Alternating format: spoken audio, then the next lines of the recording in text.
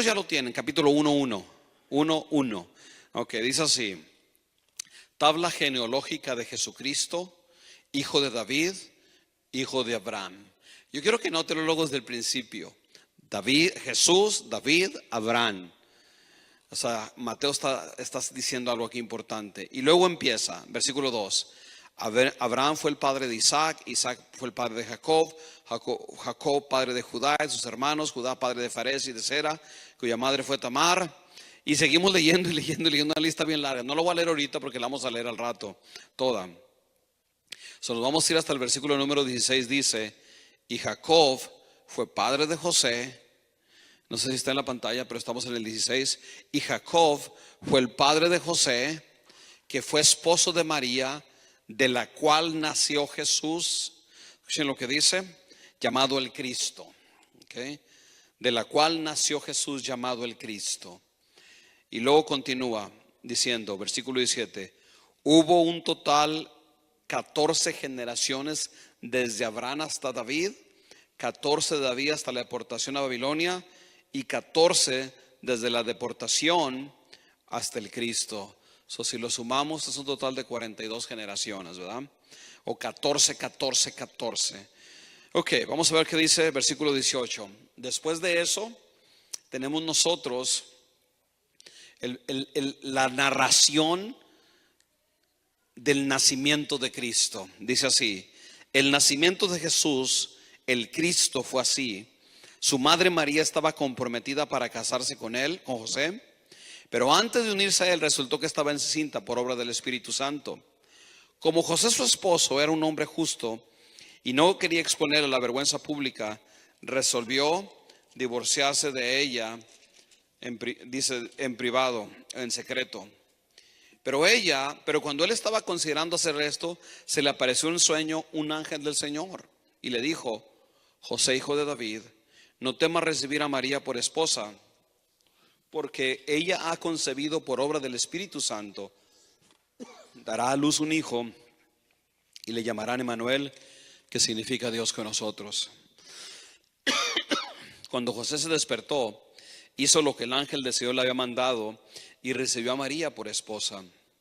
Pero no tuvo relaciones conyugales con ella hasta que dio a luz un hijo, a quien le puso por nombre Jesús. Vamos a orar. No hemos orado, ¿verdad que no? Vamos a pedir la bendición de Dios en nosotros, no en la palabra de Dios. La palabra de Dios es poderosa, está bendita, y nosotros somos que necesitamos la bendición de Dios. Vamos a orar, oren conmigo. Padre, te damos gracias por todo lo bueno y maravilloso, Señor. Dedicamos en este momento, Señor, esta tarde, pero también nuestra mente, nuestro corazón, todo lo que nosotros somos, para que tú seas exaltado, para que tú seas glorificado, Padre. Pedimos, Señor, que en este momento nos hables, nos guíes, nos instruyas, nos ayudes a entender tu propósito, Padre, y por qué tú dejaste este evangelio, Señor. Te damos gracias, Padre.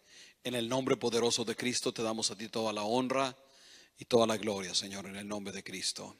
Amén.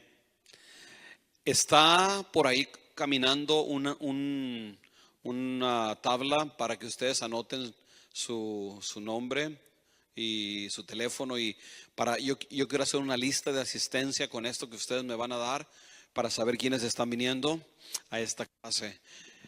Después les voy a decir por qué es importante, pero ahorita vamos a enfocarnos en el versículo o en el pasaje que estamos estudiando. Una pregunta: ¿cuántos evangelios tenemos en la Biblia? 4, ¿verdad? ¿Cuántos de los evangelios fueron escritos por apóstoles? ¿Cuántos? ¿Cuántos evangelios fueron escritos? 1. ¿Quién me puede decir cuál era el evangelio que fue escrito por uno de los apóstoles? ¿Uno? ¿Están seguros que uno nada más? ¿Sí? Ok. ¿Quiénes fueron? A ver. Juan, el que estamos leyendo, obvio. Mateo, que se llamaba Leví, ¿verdad? Ok, gloria a Dios. Déjenme hacer otra pregunta. Pongan atención, porque a lo mejor no les digo la verdad y van a estar, si no están poniendo atención. Ok. ¿En cuántos evangelios, bien importante, pongan atención, se nos describe el nacimiento de Cristo? ¿En cuántos? ¿En cuántos evangelios se nos dice, se nos narra el nacimiento de Jesús? ¿En cuántos evangelios? ¿Qué dice aquí? Amor y paz, ¿eh? ¿Qué dice aquí? No, fueron 2. Estoy diciendo la verdad ahora sí. Más quiero que piensen, ¿cuáles son esos evangelios santos? Mateo, no, que habla sobre el nacimiento de Cristo. Mateo, no. ¿Cuál es el otro? Mateo y Lucas. Ok, Mateo y Lucas. Son los únicos dos. Marcos empieza con el ministerio de Cristo y Juan se va hasta antes de la creación. En el principio era el verbo era con Dios, etcétera, etcétera. Pero en este capítulo nosotros tenemos, acuérdense, vamos a refrescar un poquito para que podamos entender más lo que estamos leyendo. ¿Quién escribió el Evangelio de Mateo? ¿Quién me puede decir quién escribió el Evangelio de Mateo? ¿Quién escribió el Evangelio de Mateo? ¿Cómo se llama el Evangelio de Mateo? ¿A quién escribió el Evangelio de Mateo? Mateo. Ok, es bien fácil de responder esa pregunta. Segunda pregunta, ¿a quién le escribió Mateo su Evangelio? Él lo escribió y se lo dedicó a un grupo de cristianos. ¿Quiénes eran estos cristianos? Judíos convertidos al cristianismo. ¿Cuál era su problema? ¿Se estaban qué? Desanimando y querían regresar a volver a ser solamente judíos y querían renunciar la fe en Jesucristo. Mateo escribe este evangelio con eso en mente. ¿Qué es lo que él quiere hacer en este evangelio? ¿Qué nos quiere demostrar? Número uno, hay muchas cosas, pero hay una bien importante sobre todos, que Jesús, hay una pregunta en este evangelio que dice Jesús a sus discípulos: ¿quién dice la gente que soy yo? ¿Verdad? ¿Se recuerdan esa historia? ¿Quién dice la gente?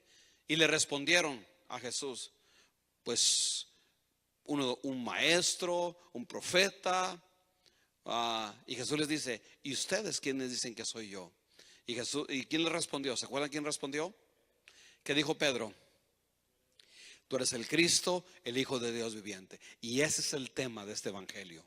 El tema de este evangelio es comprobar, demostrar que Jesús no era un rabí, no era un maestro, pues, no era como un profeta más, no era ni siquiera como Moisés, pero Jesús era Dios con nosotros, que Jesús es el Mesías y que Jesús es Dios haciéndose hombre, y que Jesús, esta es la tercera cosa, aunque todo está relacionado, que Jesús cumplía todo lo que las escrituras decían que el Mesías iba a hacer. O sea, Jesús, todo lo que hizo fue en cumplimiento de lo que dice el Antiguo Testamento. Tengan en mente esto siempre cuando estemos estudiando este libro o este evangelio, que Mateo está tratando de convencer a sus lectores lo que acabamos de decir: Jesús es el Mesías, Jesús es el Hijo de Dios, y que en Jesús se cumple todas las promesas que Dios le había dado al pueblo de Israel. Eso téngalo en mente todo el tiempo cuando lo esté leyendo. Por eso cuando leemos y él empieza, ¿con qué? Empieza, ¿cómo se llama toda esa serie de nombres? Ahí dice en el versículo 1, ¿qué dice? Tabla genealógica de Jesucristo. Ok, lo primero que él está tratando de demostrarnos a nosotros es esto: que de acuerdo a las promesas de Dios que les había dado desde Abraham, a David y a todos los profetas, Jesús tenía que ser, número uno, judío, y tenía que ser descendiente de David para poder ser el Mesías, para poder ser el Señor que venía a establecer su reino aquí en la tierra. Amén. Lo primero que Mateo está diciendo, miren cuáles son los descendientes de Cristo. O sea, hagan de cuenta como que si alguien se pierde el hijo de la reina de Inglaterra, ¿verdad?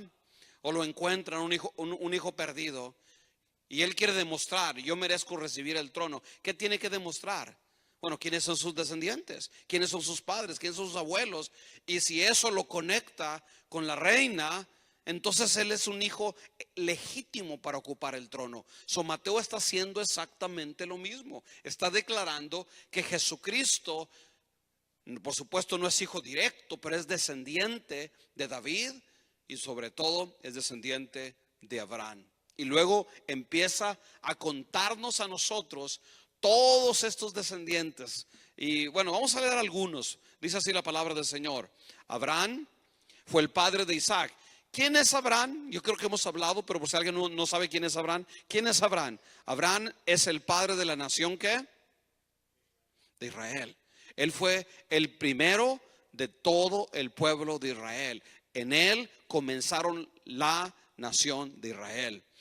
Por eso empieza con él. Abraham fue el padre de Isaac. Isaac fue el padre de Jacob. ¿Quién fue Jacob? ¿Se recuerdan quién fue Jacob? Tenía un hermano. ¿Cómo se llamaba su hermano? Se llamaba, ¿cómo?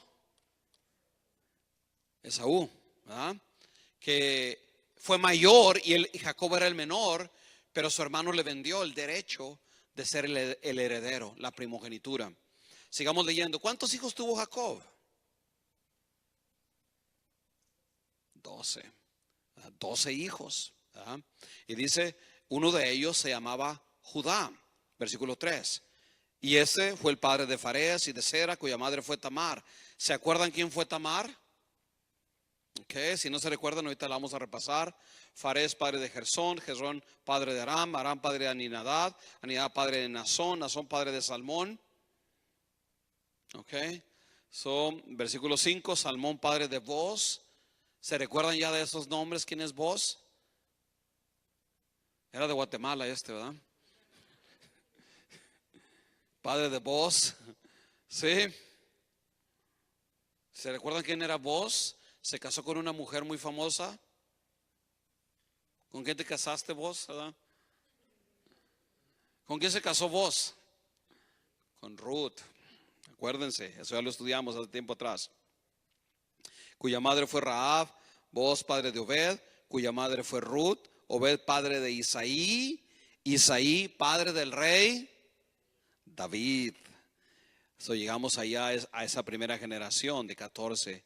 David fue el padre de Salomón, cuya madre ha sido la esposa de Urías.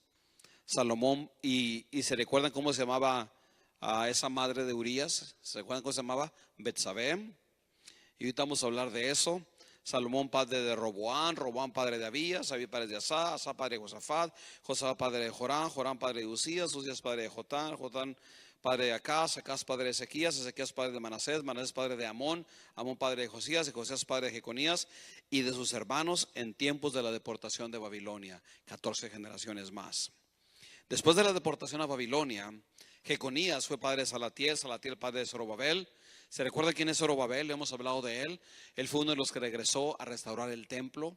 Antes que Nehemías, el templo fue restaurado, y uno de los que vino a restaurar el templo fue este personaje llamado Zorobabel, que era sacerdote también. Zorobabel padre de Abiud, Abiud padre de Eliaquín, Eliaquín padre de Azor, Azor padre de Sadoc, Sadoc padre de Aquim, Aquim padre de Eliud, Eliud padre de Eleazar, Eleazar padre de Matán, Matán padre de Jacob, y Jacob fue el padre de... ¿Y quién es José? Que fue el esposo de la cual nació, llamado el Cristo. Ahora, y ustedes dirán, ¿por qué?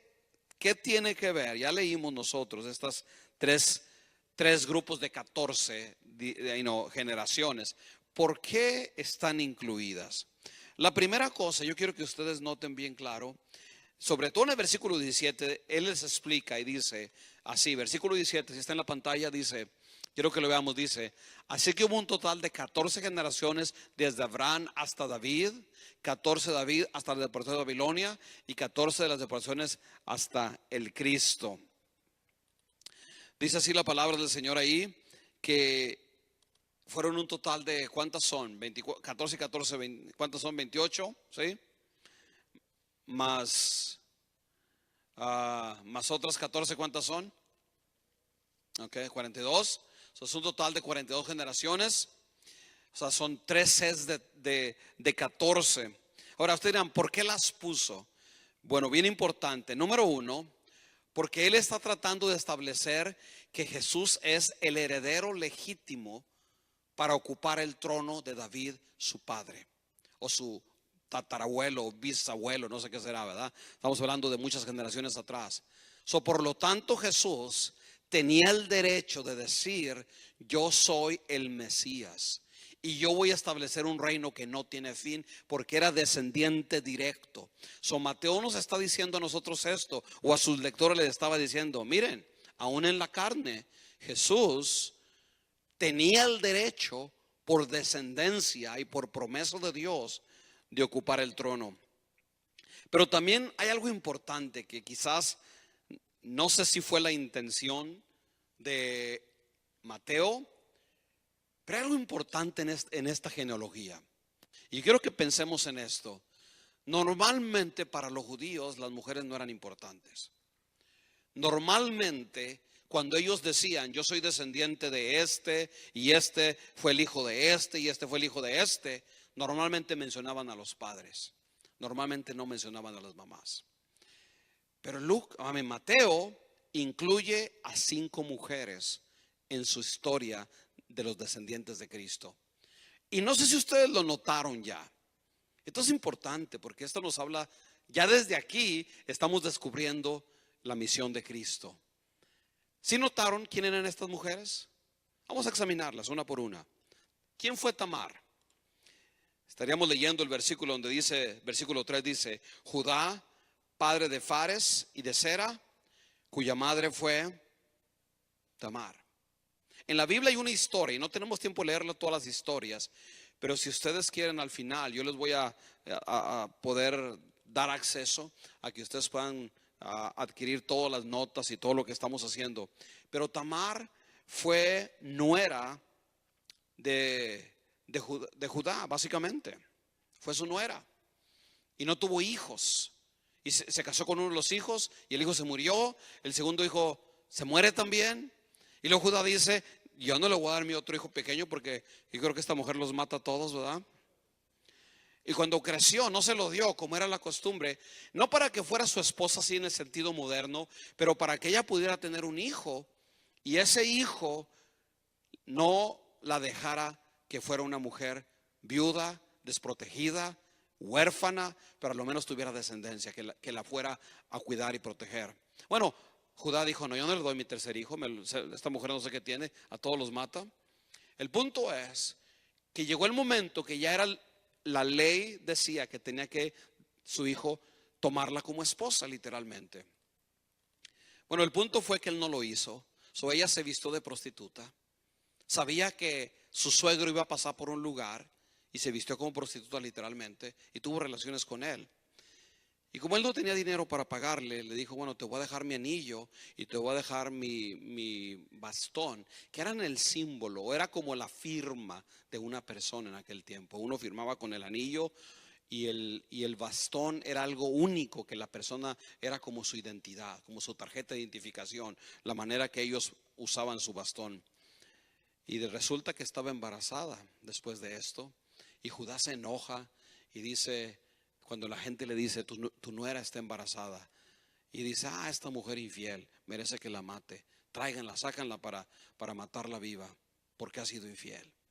Y cuando le iban a apedrear, ella dice, ok, está bien, pero el padre del niño es el dueño de estas 2 cosas que tengo en mi mano. Y saca el anillo y saca el bastón. Entonces, esa era Tamar. O sea, no una historia muy bonita que digamos, ¿verdad? ¿Quién fue la otra mujer? Dice la palabra del Señor en versículo 5. Dice así la palabra del Señor. Dice, Salmón, padre de Boz, cuya madre fue Rahab. ¿Quién fue Rahab? ¿Alguno de ustedes sabe quién fue Rahab? ¿Alguno de ustedes tiene alguna idea quién fue Rahab?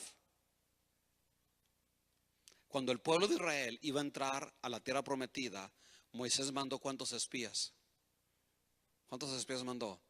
Vamos a recordar un poco las historias bíblicas. Mandó 2 espías, ¿ok? Perdón, cuando Josué, ya no es Moisés, esto es cuando Josué los mandó a Jericó y entraron y el rey se da cuenta. ¿Y qué dice el rey? Agárrenme a esos judíos porque vienen como espías y los queremos matar. Y había una mujer que tenía una casa arriba del muro, ¿cuál era su profesión de esta mujer? Era una ramera, ¿verdad? Así dice la Biblia, ¿sí o no? ¿Sí me están siguiendo? ¿Y qué significa cuando la Biblia dice que era una ramera? Una señora que vendía flores en la calle, ¿verdad? ¿Sí? No, por supuesto que no, significa que era una prostituta. Nuevamente, noten, y no solamente era prostituta, pero ni siquiera era judía. Era de esta ciudad llamada, ¿cómo se llamaba? Jericó, Tamar era gentil también. La siguiente, Ruth. Ruth, por supuesto, la Biblia habla siempre de ella como una mujer ideal, como una mujer casi perfecta realmente. Pero aún y con todo y eso, ella era moabita. Y las moabitas, o toda la gente que era nacida del pueblo de los moabitas, eran considerados inmundos, eran considerados maldecidos y no podían vivir en el pueblo de Dios. O sea, Dios estaba demostrando algo tremendo acá. ¿Quién fue la cuarta mujer? La cuarta mujer ni siquiera se le menciona por nombre. Miren lo que dice el versículo número 6. E Isaí, padre del rey David. David fue el padre de Salomón, cuya madre había sido la esposa de Urías, y esa se llamaba como Betsabé. ¿Se recuerdan la historia de David y Betsabé? Que David la vio bañándose, la deseó, la forzó a que viniera a su palacio, estuvo con ella, la embarazó, después mata al hijo, al padre, perdón, al esposo. El hijo muere, aún a pesar de que David oró, pero esa es la cuarta mujer. Y luego menciona, por supuesto, a María. Y María la menciona como una joven que probablemente, como ya hemos estudiado en otras ocasiones, tendría como más o menos en este tiempo como unos 14 años de edad, que era la edad típica que una joven judía se casaba, 14, 15 años. Muy diferente a nuestro tiempo, por supuesto. Yo nunca recomendaría a alguien que se casara a esa edad, pero aquellos eran otros tiempos, otra cultura, otro mundo. El punto que en aquel tiempo había una costumbre, y la costumbre era esta: si una joven de 14, 15, máximo 16 años era ya alguien que tenía 16 años, ya se le estaba pasando el tren, ¿verdad? Pero el punto era que cuando llegaba a ese punto de que ya estaba a punto, que podía casarse, la manera como se hacían los matrimonios judíos era muy diferente a nuestros matrimonios. En aquel tiempo, si por ejemplo el papá, su hijo venía y decía: papá, quiero casarme con la vecina, con la hija de fulano de tal, yo quiero casarme con ella. El papá iba y le decía a los padres de la muchacha: mi hijo quiere casarse con tu hija. Y los padres negociaban el precio o lo que el padre debería de pagar para que la hija se casara con su hijo. Y una vez que se acordara, los padres arreglaban los matrimonios. No había noviazgo como en estos días, ¿verdad? Que son novios que se conocen y todo. En aquel tiempo no existía nada de eso. Simple y sencillamente los padres eran los que determinaban quién se casaba. Estoy hablando cómo era en aquel tiempo. Un mundo totalmente diferente al nuestro. ¿A cuánto les gustaría regresar a ese tiempo? A todos los padres podemos decir amén, pero a todos los solteros han de decir no. Eso no es el tiempo para nosotros, ¿verdad? Estamos viendo en otro mundo. La realidad es que él pagaba lo que habían acordado y luego, esto es bien importante, legalmente ya eran marido y mujer. Pero el matrimonio no se consumaba hasta que el hijo regresaba con su papá a su casa a prepararle un lugar donde traer a su esposa. Y cuando uno lee esto, las bodas judías o las costumbres, y uno escucha a Jesucristo cuando Él dice que me voy a preparar un lugar para ustedes, o sea, uno entiende más los pasajes cuando uno entiende las costumbres. Y el punto es que durante esos 6 a 12 meses que duraba el tiempo de espera, la joven tenía que prepararse, tenía que embellecerse, tenía que aprender a ser una ama de casa. Si no lo era, la mayoría ya sabían hacer todo lo que era el trabajo de una casa, pero sobre todo tenía que embellecerse, prepararse, porque en cualquier momento, entre 6 a 12 meses, el novio regresaba y la tomaba, y entonces ya eran marido y mujer de una manera completa y total. Y ahí empezaba su matrimonio. José y María estaban en esta etapa como de, no sé cómo se dirá en términos, o sea, no existe algo moderno, porque si alguien son novios, aunque estén comprometidos, aunque se hayan dado el anillo, no significa nada todavía, ¿verdad que no? Es hasta que se casa uno oficialmente, está casado. En aquel tiempo ya no. En ese tiempo, si la joven le era infiel, era considerada una adúltera, aunque no estaban casados todavía formalmente, y la pena era literalmente morir apedreada. Y Lucas nos está diciendo, Mateo nos está diciendo a nosotros esto. Esto es bien importante que lo entendamos. Jesús se identificó con nosotros. o sea, los descendientes de Cristo no fueron gente perfecta, no fueron reyes únicamente, aunque hay reyes aquí, está David y están otros, hay sacerdotes, pero hay gente de todo tipo.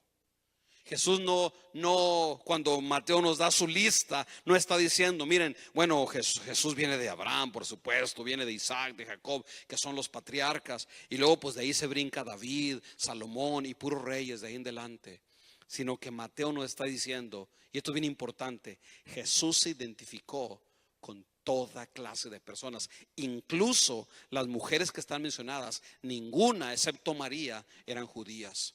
Y unas de ellas, varias de ellas, no eran de buena reputación hasta que se convirtieron y se hicieron parte del pueblo de Israel. Pero lo que estamos ahorita viendo, que Mateo nos está diciendo, es esto: Jesús se identificó con toda persona.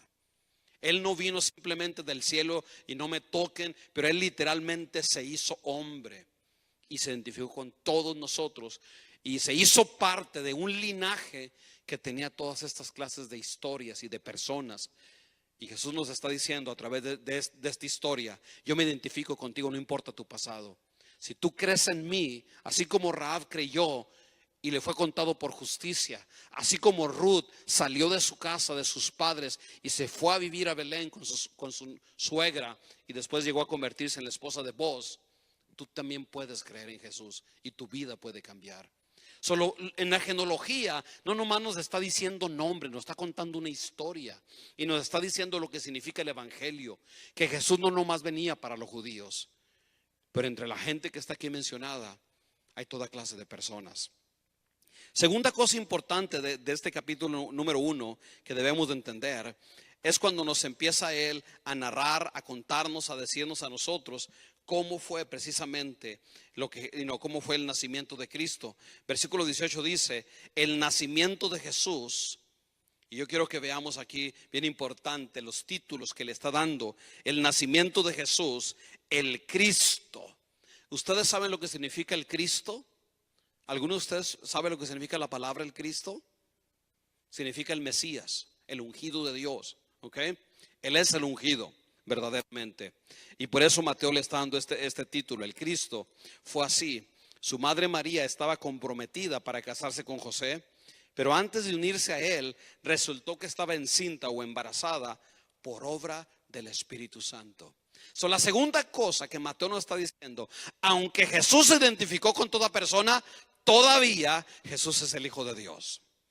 Porque Jesús no nació cuando ya estaba casada María, pero desde antes de que se uniera el matrimonio resultó que estaba embarazada. Y esto hasta resultó en un problema para ella y por supuesto para su prometido. Versículo 19 dice: como José su esposo era un hombre justo y no quería exponer la vergüenza pública, resolvió divorciarse de ella en secreto. Él ya la iba a divorciar. Y ustedes dirán: bueno, ¿y por qué esto es importante? La razón que es importante es porque en los días de Cristo, los rabíes, los fariseos de aquel tiempo, una vez que Jesús se murió, empezaron a circular muchas historias. Inventaron un montón de mentiras, una de las cuales que era muy común y muy popular. Y yo he leído los escritos que los rabíes y los judíos inventaron de Cristo. Y una de ellas decían que Jesús era hijo de una prostituta. Así decían en aquellos días, en los días que fue escrito el evangelio. Y esa era la historia que los judíos hablaban de Cristo, y que había sido embarazada por un soldado romano y que ni siquiera era judío y que todo era un cuento. Y Mateo nos está diciendo: ¿saben qué? Jesús nació por obra del Espíritu Santo, y fue el Espíritu Santo el que lo concibió en el vientre de María. Y lo que nos está diciendo a nosotros es de la divinidad, de que Jesús no es meramente un hijo ilegítimo, pero que literalmente es el Hijo de Dios. Tanto que José quería divorciar a María, y dice que el ángel se le apareció en sueños. Un ángel del Señor vino y el ángel le habló y le dijo: José, hijo de David, no temas recibir a María por esposa, porque ella ha concebido por obra del Espíritu Santo. Y yo quiero que veamos el versículo 21, porque el versículo 21 nos está declarando la misión de Cristo, nos está declarando por qué Dios se hizo hombre. Mire lo que dice versículo 21: darás a luz, ¿qué? Ayúdenme. Y le pondrás por nombre Jesús, ¿alguno de ustedes sabe lo que significa Jesús? Jesús significa algo un poquito diferente. ¿Qué significa la palabra Jesús? La palabra Jesús es lo mismo Josué, Joshua, ¿verdad? Como dicen en inglés, Josué, Jesús, significa exactamente lo mismo. Son simplemente pequeñas variaciones de una misma palabra. Pero ustedes saben lo que significa la palabra Jesús. ¿Sí saben? ¿Qué significa? ¿Alguno de ustedes me puede ayudar? Lean el versículo. Ahí está la respuesta. Ahí está la respuesta. ¿Qué significa la palabra Jesús? ¿Qué significa? Significa Salvador, ¿ok? El que salva, el que rescata, el que libera, el que conquista. Es como Josué. Josué se llamaba Oseas. Sí sabían ustedes, ¿verdad? Pero Moisés le cambió el nombre porque le dijo: sabes que tus papás te pusieron un mal nombre. Tú no debes de llamarte Oseas, te vas a llamar Josué. Y Josué, ¿qué fue lo que hizo? Fue el que, ¿qué hizo? Conquistó la tierra prometida, los llevó en victoria y se convirtió en el caudillo, en el líder que Dios usó para llevar a la tierra prometida al pueblo de Dios. Jesús significa el que salva, el que liberta, el que bendice. Mateo nos está declarando que Dios le puso su nombre porque nos está diciendo ya la misión de Cristo. Su nombre significa el que nos salva. Amén. ¿Cuántos han experimentado la salvación de Dios en sus vidas? Amén. ¿Qué significa la salvación? No solamente que la salvación no es nomás que no vamos a ir al infierno. Es parte, por supuesto. Somos salvos de la condenación eterna. Pero también somos salvos aquí en el tiempo presente. Amén. Nosotros ya somos salvos. Amén. No sé si lo saben eso ustedes ya. Que por la fe en Jesucristo, en el tiempo presente ya hemos adquirido por regalo, por don de Dios, que hemos adquirido ¿por medio de quién? Por medio de Jesucristo. Y por eso su nombre es importante. Darás un hijo, le pondrás por nombre Jesús, porque él salvará a su pueblo de sus pecados. Y luego yo quiero que vean lo que dice versículo 22. Porque esto que estamos leyendo, a través de todo este evangelio, se va a estar repitiendo de una y otra y otra y otra. Fíjense bien, ustedes van a notar esto siempre cuando estamos leyendo el evangelio. Dice: y Jesús hizo esto para cumplir lo que estaba escrito. Y conforme a lo que estaba escrito, Jesús declaró, Jesús hizo, Jesús, etcétera. Todo, siempre Mateo nos está diciendo que Jesús vino a cumplir todo lo que Dios había prometido, todas las profecías. Jesús las cumplió. Y yo quiero que veamos esta parte que dice: todo esto sucedió para que se cumpliese lo que el Señor había dicho por medio del profeta. Y está hablando de Isaías. En el capítulo 7, Isaías escribe esto: la virgen concebirá y dará a luz un hijo. Y ustedes saben que eso es imposible a menos de que esté casada. Pero este hijo iba a ser concebido por una virgen, por una joven que nunca había conocido hombre. O sea, Jesús nació de una manera sobrenatural. No fue producto de relación de hombre a una mujer, pero fue producto de Dios que puso en su vientre a Jesús. Dios, el Espíritu Santo, lo hizo. Y luego el versículo 23 dice: y la virgen concebirá y dará a luz un hijo y le llamará su nombre. ¿Cómo le llamará? ¿Algunos de ustedes saben lo que significa Emmanuel? Ahí está en el versículo. Y esto es algo que ustedes siempre van a ver en este evangelio, que siempre Mateo nos dice algo y luego nos explica el significado. A veces no, porque hay cosas que él dice: bueno, estos son judíos, cristianos judíos, se entiende lo que yo estoy tratando de explicar. Pero en este caso, él nos está dando a nosotros el significado, básicamente, del nombre de Jesús, que significa Dios con nosotros. Y este versículo es el tema de todo el versículo 23 dice: la virgen concebirá y dará a luz un hijo y se llamará su nombre Emmanuel, que significa Dios con nosotros.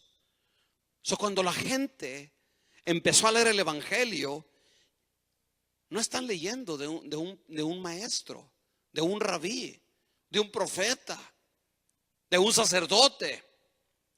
Pero lo que Mateo nos está diciendo a todos nosotros, y pongan atención para acá, es que todo lo que Jesús hizo, lo que Jesús dijo, todas las cosas que Jesús hizo durante su vida, era porque era Dios manifestado en carne. No era un hombre, era Dios con nosotros. Y yo sé que para nosotros esto ya es algo que ni siquiera lo dudamos. ¿Cuántos de ustedes dudan esto? Yo sé que estoy hablándoles a los que creemos esto, amén. No necesito convencerlos de que Jesús es el Hijo de Dios, porque por eso estamos aquí. Usted puede decir, bueno, eso no es tan importante, pero para ellos era bien importante, porque para ellos, los primeros cristianos, les estaban diciendo, Jesús es un hijo de una prostituta. Es alguien que simplemente era un engañador, un falso maestro. Y lo que Mateo nos está diciendo a nosotros en esta tarde es, a nosotros nos está diciendo, no, Jesús es Dios. ¿Quién es Jesús? Es Emmanuel, Dios con nosotros. Todo lo que ustedes lean en el Evangelio de Mateo, todo lo que yo y ustedes podamos leer, estamos escuchando la voz directa de Dios. Toda palabra que Jesús dice es bien importante, y más adelante ustedes van a entender por qué estoy haciendo énfasis en esto. Porque sobre todo en el capítulo 5, 6 y 7, Jesús dice, así cada rato, lo repite varias veces, escucharon que fue dicho. Y dice, le puedes dar carta de divorcio a tu esposa y te puedes divorciar, pero yo os digo, constantemente Jesús dice, escucharon que fue dicho, pero yo os digo. ¿Y qué está diciendo? Yo tengo más autoridad que todo el Antiguo Testamento, que toda la Torah, como le llamaban los judíos. Mis palabras tienen más valor que todas las tradiciones, que todo lo que ustedes como judíos hasta este punto han seguido, porque yo soy el Hijo de Dios. Yo soy Dios con vosotros. No soy un rabí, soy Dios con vosotros. Por eso es importante estudiar la vida y sobre todo los evangelios. Yo sé que es importante el Antiguo Testamento. El Antiguo Testamento es parte de lo que nosotros creemos, pero los evangelios es el corazón de nuestra fe cristiana. Todo lo que nosotros creemos mayormente debe de salir de lo que dice Jesús, de lo que Jesús declaró. Por supuesto, todo es importante, ninguna parte de la Biblia es menos, pero el mensaje de Cristo es el mensaje central para nosotros, sus discípulos. Dice la palabra del Señor y termina la historia así, dice, cuando José se despertó, hizo lo que el ángel del Señor le había mandado y recibió a María por esposa, pero no tuvo relaciones conyugales con ella hasta que dio a luz un hijo, a quien le puso por nombre Jesús. Ahora, así termina la primera parte de este evangelio, capítulo 1. Yo quisiera decirles algunas cosas importantes a manera de conclusión en esta tarde. Número 1, ¿qué aprendemos de este capítulo? Número 1, aprendemos que Jesús es el Mesías, que fue enviado por Dios para derribar la pared que había entre los judíos y los gentiles. Jesús derribó todo lo que los judíos habían creído de que solamente ellos eran el pueblo de Dios. Y Dios dice, no, de los dos pueblos, de los gentiles, nosotros y los judíos, yo hago un solo pueblo. Yo vengo, soy descendiente de todos ustedes, me identifico con ustedes, me identifico contigo. Y literalmente, aunque nosotros vivimos en el futuro de esta historia, o sea, hace 2000 años ocurrió esto, y nosotros ya vivimos en el futuro de lo que Mateo escribió, Jesús se identificó con cada uno de nosotros también. A veces nosotros nos avergonzamos de nuestros antepasados, ¿verdad? Es que yo vengo de una familia pobre, yo vengo de una familia donde había violencia, donde había pobreza, donde había muchas cosas malas. Y déjenme decirles una cosa, Jesús no se avergüenza porque Él vino a libertarnos de, no importa cuál sea nuestro pasado. No sé si lo entienden ustedes eso. Y entonces esa es la cosa bien importante entender, que Jesús vino a salvarnos incluso de maldiciones que nosotros cargamos por generaciones, porque Él es el Salvador, el que liberta. Así que usted no tiene que vivir, ni tiene que decir, bueno, es que yo vengo, es que yo soy de allá, es que yo cargo todas estas maldiciones, todas estas cosas malas, porque mis padres, Jesús dice, conmigo tú puedes empezar de nuevo. Hay mucha gente que me ha dicho, por ejemplo, a mí, pastor, es que usted no sabe, mi abuelo murió de borracho, mi papá era un borracho, y yo voy a morir de borracho porque esto está siempre así ha sido en nuestras vidas. Déjenme decirles una cosa, que Jesús vino para romper toda maldición, que en Jesús podemos siempre empezar de nuevo. ¿Cuántos lo creen en esta tarde? Amén. La otra cosa es esta: Jesús es Emmanuel, Dios con nosotros. Jesús es más que cualquier otro personaje de la Biblia. más que Abraham, más que David, más que Moisés. Jesús es el centro de todo lo que creemos. Él es el corazón de nuestra fe y sus palabras, su mensaje y su vida son la cosa más importante de todo lo que nosotros creemos. Todo lo que los demás profetas, maestros, quien quiera que haya sido, desde Moisés hasta Malaquías, que fueron los escritores del Antiguo Testamento, y muchos más en medio, por supuesto, como 30 autores diferentes. Jesús es más. Sus palabras, su vida están por encima de cualquier otra cosa. Y eso es lo que Mateo está estableciendo acá. Jesús no solamente es un buen maestro como Elías o como Moisés. Jesús es Dios. Y sus palabras, su vida y todo lo que Él hizo representan a Dios hecho hombre por nosotros. Lo que aprendemos es que Jesús es el cumplimiento de toda promesa. En Jesús se cumplieron todas las profecías del Antiguo Testamento. En el libro de Génesis capítulo 3 dice la palabra del Señor que cuando la serpiente engaña al hombre y la mujer y Dios viene y maldice a la tierra y luego voltea con la serpiente, Dios le dice: por lo tanto te digo a ti que te arrastrarás. Y le dice: y tú serás, pondré enemistad, le dice la serpiente, entre tú y la mujer, y un descendiente de la mujer, tú lo vas a herir en el calcañar o morder en el talón, pero este te aplastará la cabeza. Y ese es Jesús. Ese que iba a aplastar a Satanás es Jesucristo. Eso es el cumplimiento. Él es el centro de todo lo que nosotros creemos. Eso es importante, todos los personajes de la Biblia. A mí me encanta leer sobre la vida de David, sobre la vida de todos los personajes de la palabra del Señor. Pero el corazón de todo lo que nosotros debemos de creer y hacer, imitar, es lo que Jesús dijo y lo que Jesús hizo. Por último, si Jesús es el Hijo de Dios, si Jesús es Dios, y esto lo vamos a aprender la semana que viene más, Él es digno de que lo adoremos. Es digno de que confiemos plenamente nuestra vida, porque nuestra fe no es en vano. Nuestra fe no está puesta en el hombre, no está puesta en tradiciones, está puesta en una persona que se llama Jesucristo.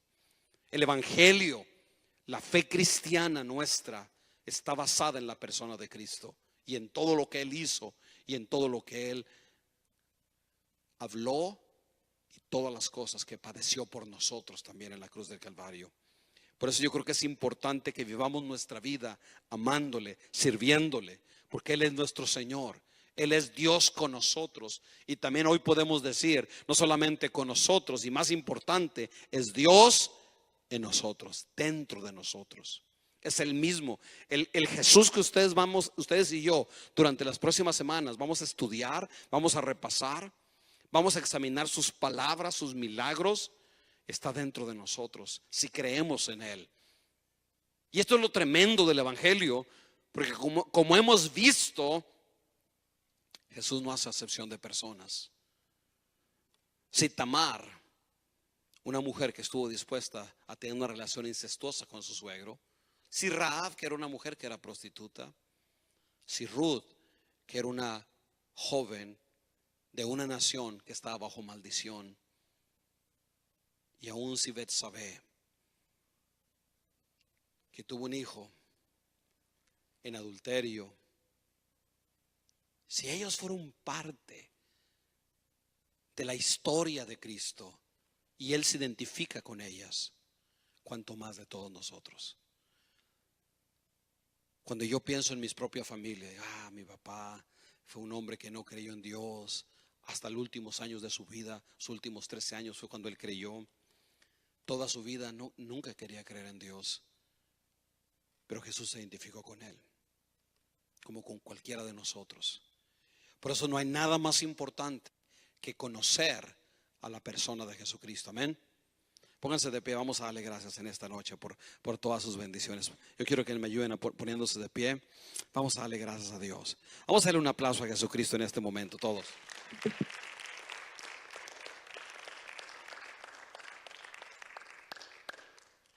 Te glorificamos, Señor. Todo el mundo, póngase de pie. Todo el mundo, vamos a orar. Bájale un poquito la música nada más. Yo quisiera que en este momento cierre sus ojos todo el mundo, así con sus ojos cerrados. Dios va a dirigir una oración. Esta oración es bien importante. Usted va a experimentar el poder de Dios. Usted va a experimentar la paz de Dios en esta noche. Si usted me sigue en oración, usted va a experimentar algo muy especial de parte de Dios. Todo el mundo cierre sus ojos. Primero vamos a darle gracias. Dígale: Señor, te damos gracias. Todo el mundo, dele gracias. Quiero escuchar sus voces. Digan: Señor, te damos gracias, te adoramos, te bendecimos, te glorificamos, te exaltamos, te damos a ti el honor, te damos a ti la gloria, Señor. Todo el mundo, dígale: Señor, te doy gracias, Padre, te doy gracias por tu amor, tu misericordia. Todo el mundo, dígale: aquí está mi vida, Señor. Te doy gracias, Padre, porque en esta noche estoy empezando a conocerte más. Dígale: gracias porque mandaste a Jesucristo. Yo quiero que usted se enfoque en Jesús ahora, en este momento. Enfóquese en Cristo. Diga: Señor, te doy gracias porque tú no solamente naciste, pero tú moriste en la cruz del Calvario por mis pecados. Dele gracias a Dios. Dígale: Señor, te doy gracias, Señor, porque a ti no te importó mi pasado. Dígaselo, declara: a ti no te importó mi pasado, Señor. Tú te identificaste conmigo para salvarme, para cambiarme, para renovarme, para transformarme. Dígale: Señor, te doy gracias. Todo el mundo, ore conmigo: Señor, te doy gracias. Porque, Señor, a ti no te importó, Señor, cuáles son mis generaciones, cuáles son mis antepasados, de dónde vengo. A ti no te importó mi historia, a ti te importó mi presente y mi futuro. Y te doy gracias, dígale, porque te has identificado conmigo. Dígale: gracias, Señor. Enséñame a conocerte, dígale: enséñame a conocerte, Señor, como el Salvador, como mi Salvador, para que cuando yo necesite ayuda, yo pueda clamar a ti. Y yo sé que tú me salvarás, me bendecirás, me rescatarás, me darás tu paz, Señor. Jesucristo es el motivo.